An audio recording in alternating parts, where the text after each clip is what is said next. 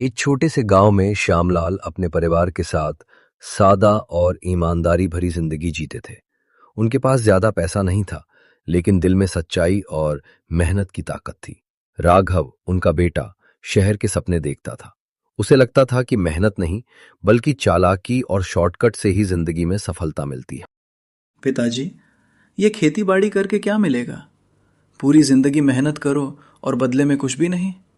मैं शहर जाऊंगा और बड़ा आदमी बनकर दिखाऊंगा। बेटा, बड़ा बनने के लिए रास्ता सही होना जरूरी है। गलत रास्ते से कमाया हुआ पैसा कभी सुख नहीं देता। आज के जमाने में ईमानदारी से कोई आगे नहीं बढ़ता पिताजी। राघव शहर चला जाता है और वहां उसकी मुलाकात विक्रम से होती है, जो उसे गलत रास्ते पर ले जाता है। देख भाई, मेहनत करने वाले सिर्फ मजदूर बनते हैं। अगर जल्दी पैसा कमाना है तो दिमाग लगाना पड़ेगा और थोड़ा रिस्क लेना पड़ेगा। मैं तैयार हूं, बस जल्दी पैसा चाहिए। राघव छोटे छोटे धोखों से शुरुआत करता है और धीरे धीरे बड़े फ्रॉड में शामिल हो जाता है। सर, ये एक शानदार स्कीम है। बस आज इन्वेस्ट कीजिए और अगले महीने आपका पैसा डबल हो जाएगा। आप भरोसा कर सकते हैं। लोग उसकी बातों में आ जाते हैं और अपना पैसा लगा देते हैं। कुछ ही महीनों में राघव के पास पैसा, गाड़ी और आलीशान घर आ जाता है। वो रीना से शादी कर लेता है। राघव, तुमने बहुत जल्दी सब कुछ हासिल कर लिया। मुझे तुम पर गर्व है।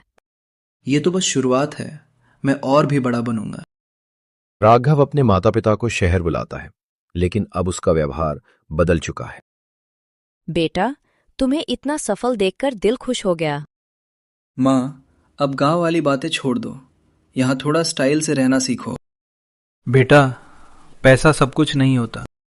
बस पिताजी, आपकी यही सोच आपको गरीब बनाए रखे। धीरे धीरे राघव के धोखे सामने आने लगते हैं। लोग पैसे वापस मांगने लगते हैं। तुमने हमें ठगा है, हमारा पैसा वापस दो। थोड़ा समय दीजिए, सब ठीक हो जाएगा। एक दिन पुलिस राघव को गिरफ्तार कर लेती है। राघव, तुम्हारे खिलाफ कई धोखाधड़ी के केस हैं। तुम्हें गिरफ्तार किया जाता है। नहीं, ये सब झूठ है। जेल में राघव अकेला पड़ जाता है। रीना उसे छोड़ देती है।